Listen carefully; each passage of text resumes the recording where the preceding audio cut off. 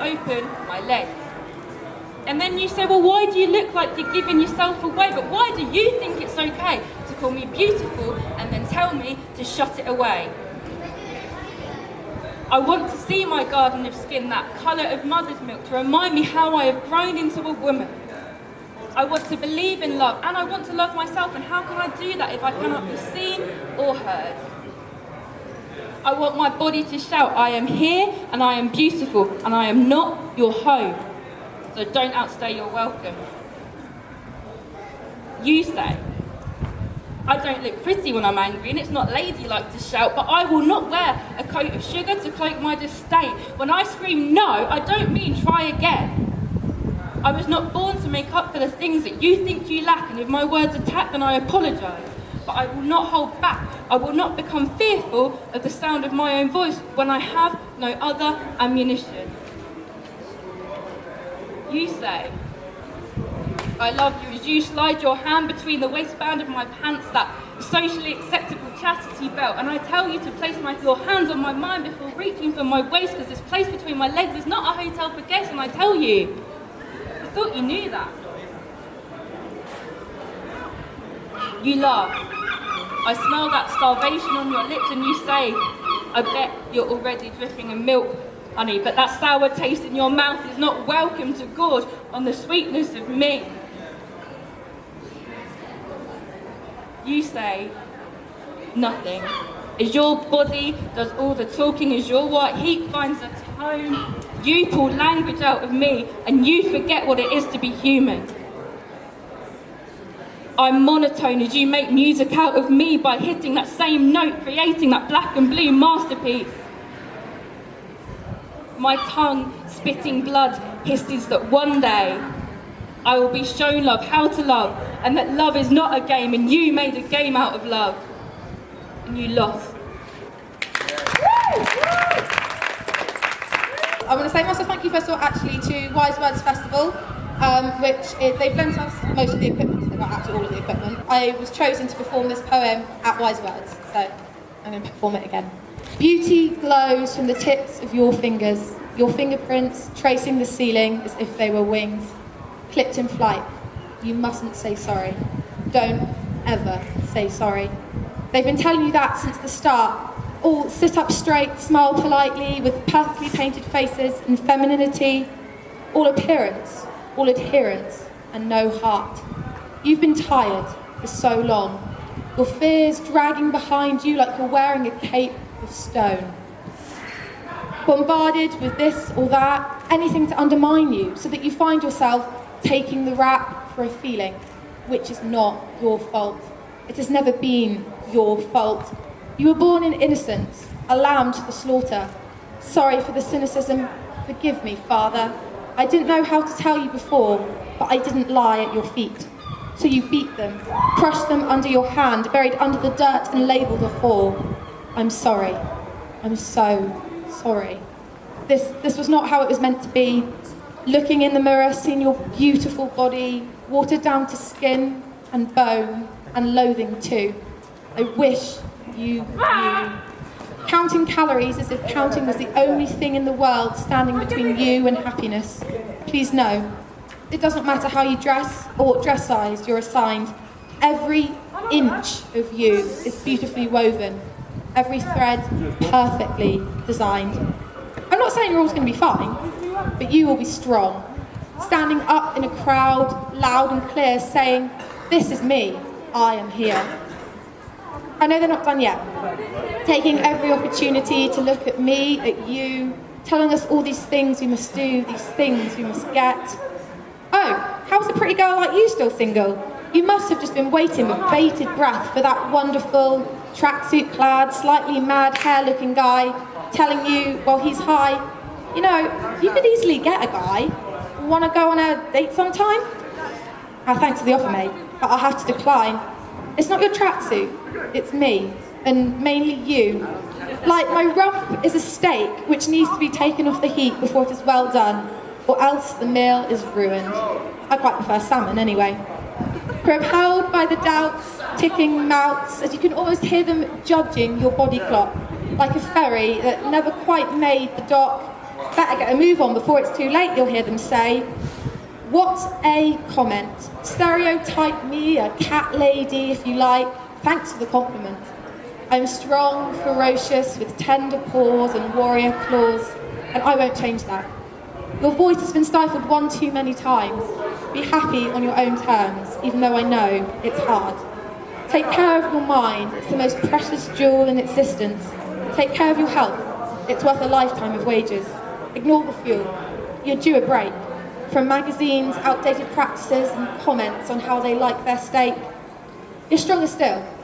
I know I already mentioned that.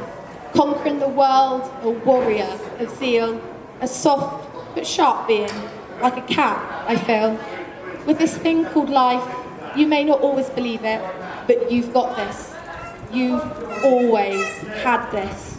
And don't let them ever tell you otherwise. Right, this poem's called What is Love? In my family, they say love is dangerous. They speak of it like a vulture. This vicious animal that can haunt you into pieces, yet it's the only thing they crave. The secret in the room which once enticed can leave you reckless. In a state of frenzy, you become engulfed, but yet they crave it. Some have the honor of having this so-called love. Some abuse the power and find themselves cheating themselves and others. Their whole soul becomes twisted into a black hole. Women find themselves breaking their backs. Spines become enveloped in thorns, piercing themselves in the name of the Lord. But the Lord never said stay oppressed. As women, we are told that we should make it work. Don't give up. Break yourself into pieces for your marriage. Marinate yourself in milk and gold. Find yourself reaching for what good is left inside you, and understand that marriage and love is not what makes you. You are more than just the man you hold by your side. You too have a man inside you, woman. In my family, they crave love. It's what makes them breathe. Yet the lack of love destroys. I come from a home broken in love, from love. Love is a myth in my home. It is taken where found. And if where found is broken, despite anything you do, this broken gourd of a family will remain fractured further than just the family alone. It leaves you blood cold, leaves it shallow. Like an ocean abandoned you and left you at shore with only broken rocks to play with. Roses. Stems have been broken, like spines, wrecked themselves to build all over again. To make a flower out of a seed and to find themselves blooming. I find myself burdened in all that is wanted. This tale of being all that holds up a nation, but yet broken down to dust in the name for a man. But what is a man? I am a rose with petals as gentle as the night sky, yet so rough on the inside. A warrior so tough, yet her skin so smooth. I find myself fighting a war inside my own skull, finding myself reigniting what once was so old, throwing itself into this relentless country, into the heart of cold. A fire strikes, my stem broken. I struggle to lift this flower of mine and carry my own weight. Roots damaged from birth, umbilical cords shredded. I find this trauma of a world that calls me grief. But I, as a rose, stand strong despite my thorns, rise high and glow so beautifully in scent. I, a rose, must find beauty in what was once so ugly. So that was the wonderful Malangi art. Can we please welcome to the stage Alice Gretton, everyone? My most inspirational woman in my life got admitted to hospital today, my nan, and I want to dedicate everything I do here to her because I would not be here without her. So.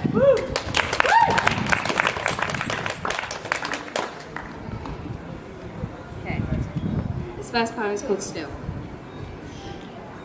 She can feel gravity, and I know that's strange, she's deranged, no, she's a tree. Buried and ground in profound metaphors of renowned static electricity, she is roots. Forever burrows in land when longs for the feel of the sand in her branches, she dances.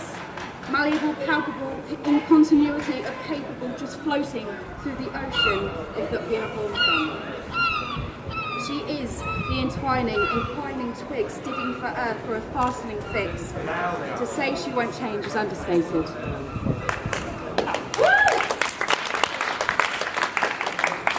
Okay, this one is about body image. It's called Not to Scale. Jane Doe has one new post. But it's not what you thought. No, her tummy is cropped under her top and her jeans. She is lean to get likes, but she eats up the comments. In her head, she's a whale, but to me, the only whale relativity is the mammoth amount of beauty I see in her heart. Jane Doe has been bullied to parts, scattered through screenshots where you are hot, driven to cut herself out of the picture. And John Doe has one new video of him holding a pillow, the feathers spread out on the floor. John Doe is a case, a pillowcase. Like the vase that was ripped of his self-love of place, he is sweet and petite, but he cries because tweets are not little birds chirping sweet Lexus. They are crows in disguise, feeding lies to young minds, but you, yes you, are fucking beautiful. You short, thin, skin or bone, you are home in the body you build. You are a temple. Worship each rock that is thrown and make it your walls because you are the owner. Own every inch that is scarred and tarred and make it impeccable because you are a fighter. You got up today. Threw on your clothes, not enough with a hey-ho or slag, though enough to feel brave. Turn away from the mirror because you don't need to look. Just look at the skin of your paperback book and remember, you've made it here. Thank you.